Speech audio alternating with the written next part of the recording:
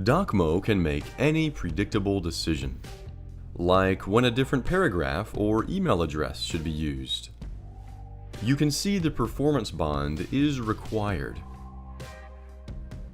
This formula reads relevant data to make that decision. So, for example, if the total estimate is too low, DocMo reacts to the new information and knows the document is now not required.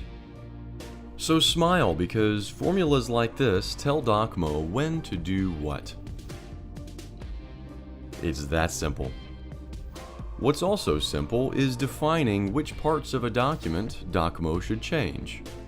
Let's cover that in the next video.